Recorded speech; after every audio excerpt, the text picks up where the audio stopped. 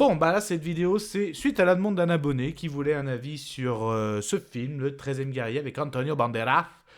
On va y aller, et ouais, là, je suis en mode de casquette à l'envers. Ouais, allez, générique.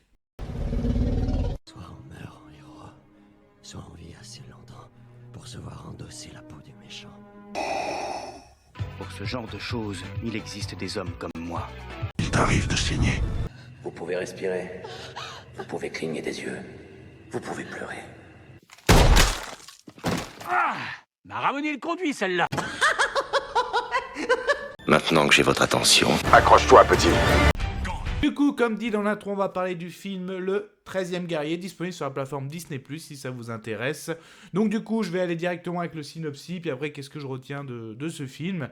Donc en gros, on débute, je trouve que c'est un peu le bordel déjà dès le début, mais en fait, donc on va voir des guerriers scandinaves, donc, et aussi des guerriers voilà, qu'on appelle dans les pays Moyen-Orient.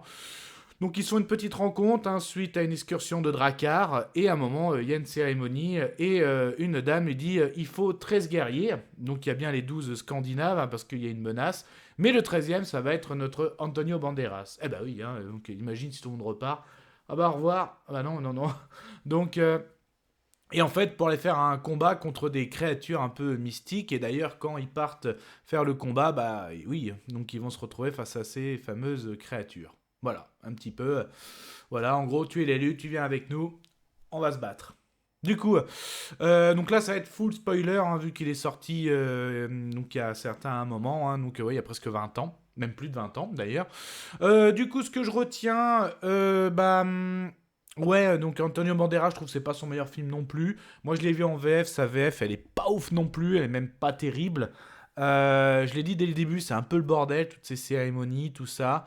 Après, justement, ces créatures, donc en fait, on a l'impression de voir comme des ours, et en fait, avec vraiment une rage, notamment, ok, l'attaque avec tout le monde arrive, avec l'arrivée des cavaliers en flambeau et qui font flamber, c'est très beau, mais après, dès que ça vient du corps à corps, bah, c'est caméra et pause, c'est mal filmé, et en fait, on devine très très vite, même je trouve qu'en tant que spectateur, tu devines plus vite que dans le film.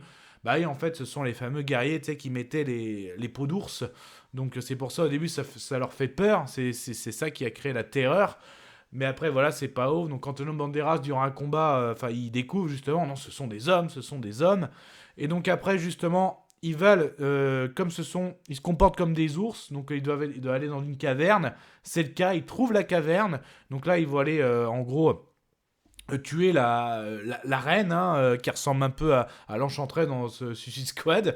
Mais après, voilà, c'est sans plus. Forcément, ils pensent que c'est gagné. Bah non, il y a un dernier combat à la fin, combat final. Donc ok, oui, il y a de la tête coupée, oui, il y a du sang, mais voilà, c'est pas foufou non plus.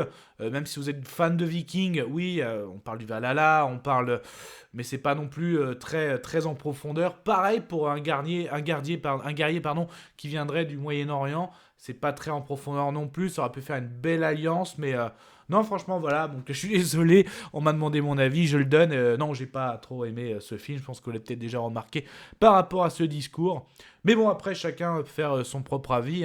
Déjà, même Disney Plus m'a proposé encore un autre film.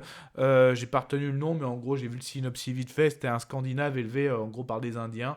Donc, décidément, il y a eu bien de versions. C'est le Viking en indien, le Viking en Inde, le Viking... enfin, bref. Je me mélange.